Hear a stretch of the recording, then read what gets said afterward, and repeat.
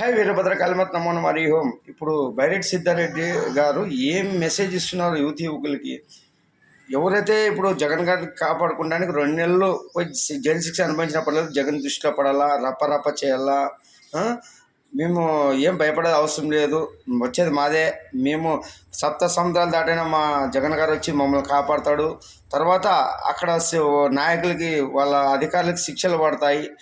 ఇవే ఇవే మనం చెప్పాల్సింది.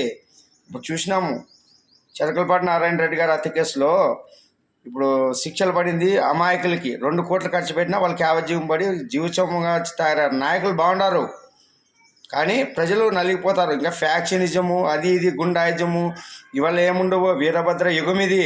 నా తండ్రి వీరభద్రుడు వచ్చినాడు కాబట్టి కర్మ సిద్ధాంతం నడుస్తుంది. 11 సీట్లు ఇచ్చింది మా నాయన వీరభద్రుడు ఉరుకుందేన స్వామి.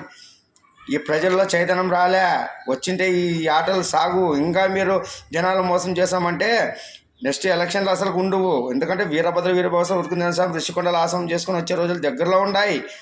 మా నాయన వీరభద్ర భద్రకాళీమాత రూపంలో వచ్చి దుష్ట శిక్షణ శిష్య రక్షణ చేస్తూ భారతదేశాన్ని విశ్వగురు చేయడానికి మా నాయన విశ్వగురు వీరభద్ర వీరభగవసంతరాలు భద్రకాళీమాత రూపంలో వస్తున్నారా?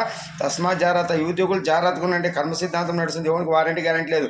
శివుని పట్టుకొని వెలుగుతారు, ఆ పరమశివుని పట్టుకొని మీ వంశాలు వెళ్తాయి, మీరు వెళ్తారు. అంటే నాయకుల్ని దుష్ట నాయకులను పట్టుకుంటే కాలగర్భంలో కలిసిపోతారు. జై భద్ర నమో నమః హరి ఓం.